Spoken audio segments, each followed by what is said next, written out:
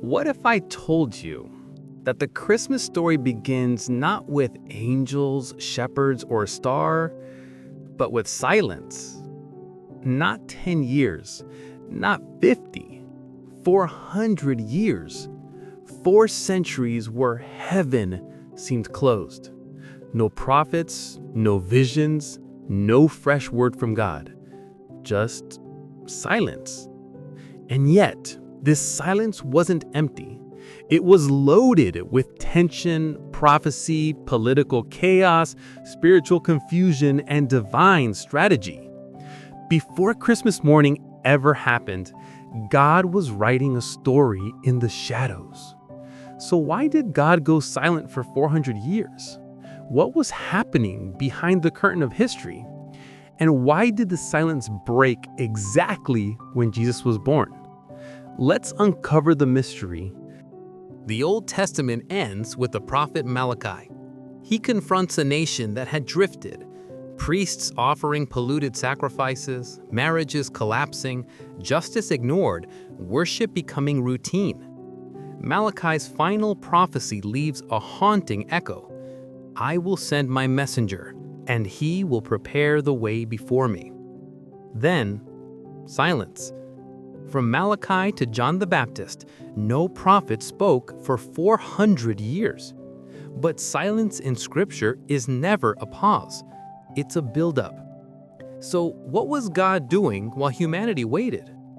To understand that, we have to step into a world reshaped by empires, revolutions, cultural shifts, and spiritual battles, all preparing the stage for Christ. Once Malachi's voice faded, the world around Israel changed dramatically. The Persian Empire falls, 539 to 332 BC. At first, Israel lived under the Persians. They allowed Jews to return home and rebuild the temple, but the nation was spiritually weak, the priesthood corrupted, and prophecy rare. Number 2. Enter Alexander the Great, 332 BC. Suddenly, everything shifts. Alexander sweeps across the ancient world, spreading Greek language and culture. This is huge. Greek becomes the common language of the empire, the very language in which the New Testament would later be written. Even in silence, God is shaping the world. Number 3, the fight for Jewish identity after Alexander dies. After Alexander dies, his empire fractures. Two kingdoms, the Ptolemies and Seleucids, fight over Israel. Under the Seleucids, persecution intensifies. Antiochus IV Epiphanes, one of the darkest moments. This king desecrates the temple, sacrifices a pig on the altar, and forces Jews to worship Greek gods. Many wonder, has God abandoned us? Why is he silent? But this suffering sparks something unexpected. Number 5, the Maccabean Rebellion, 167 to 160 BCE. A small Jewish family rises in rebellion. Against all odds, they reclaim the temple, the event celebrated as Hanukkah. Even without prophets, Israel sees that God still preserves his people. Number 6, Roman conquest, 63 BC. Rome takes control. Roads, order, law, and a unified empire rise. Exactly the kind of world where a global message, like the gospel, could spread. Every political shift, every empire, every war was setting the exact environment for the birth of Jesus. The silence wasn't empty. It was architectural. Why would God choose silence as his strategy?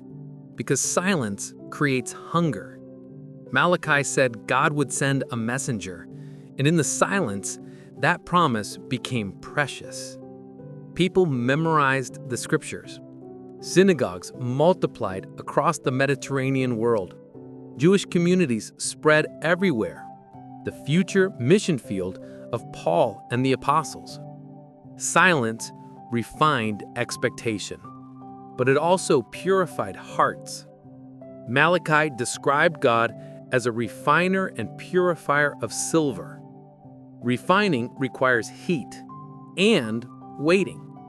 The 400 years functioned like a spiritual furnace, burning away idolatry, deepening longing, and preparing Israel for the Messiah they didn't expect. Sometimes God is silent because he's getting the world ready for something so big you couldn't understand it yet. What happens when people don't hear from God? 1. New religious groups emerge. Pharisees, passionate but eventually overly legalistic. Sadducees, wealthy, political, denied resurrection. Essenes withdrew into strict communities, waiting for the apocalypse. Zealots believed the Messiah would come through revolution. Everyone expected a different version of salvation, and none of them expected Jesus. False messiahs appear. Desperate times produce desperate leadership. Multiple deliverers claim to be the one. The silence exposed the heart of the nation. Some remain faithful, others chase power. The question we all face: when God seems silent in your life, how do you respond? Do you drift? Do you seek a substitute? Or do you wait, trust, and prepare? The Israelite struggle is our struggle. Sometimes God uses silence to show us what's really in our hearts. Here's the twist. While God was silent, prophecy was not forgotten. 1. Malachi.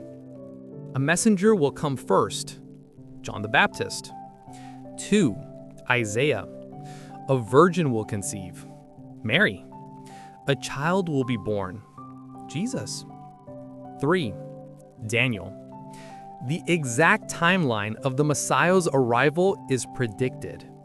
Daniel 9 gives a prophecy so precise that many scholars believe the 400-year silence sharpened expectations. People knew the time was near.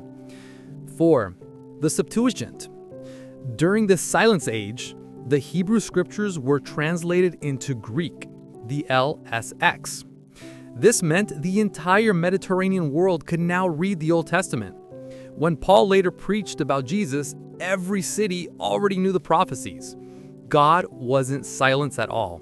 He was preparing the world for global salvation.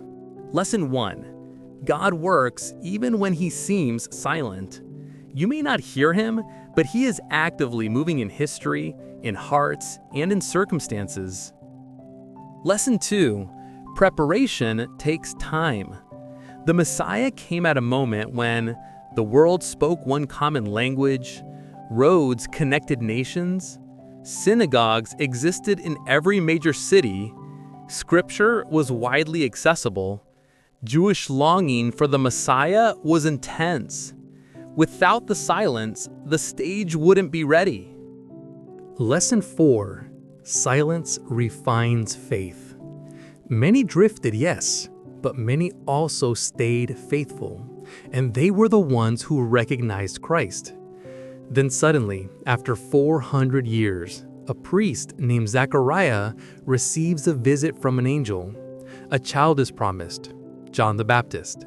The messenger Malachi foresaw. The silence cracks. Soon after, a young girl in Nazareth hears a greeting. You have found favor with God.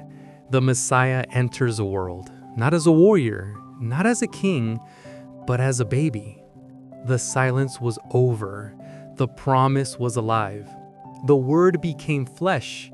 The 400 years of quiet weren't abandonment. They were a countdown, a slow, patient, sovereign preparation for the moment when heaven would finally speak again, through Jesus.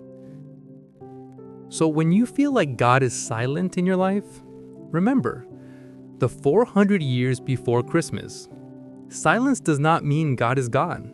It means he is preparing something bigger than you can imagine. Ask yourself, what might God be developing in the silence? What character is he refining? What promise is he bringing closer? And just like Israel, one day the silence will break. If this story encouraged you, share it with someone who feels like God is quiet right now. Because Christmas didn't begin with noise. It began with silence that led to the greatest sound heaven ever made. Faith grows when shared. Like to water the seed, subscribe to see it bloom.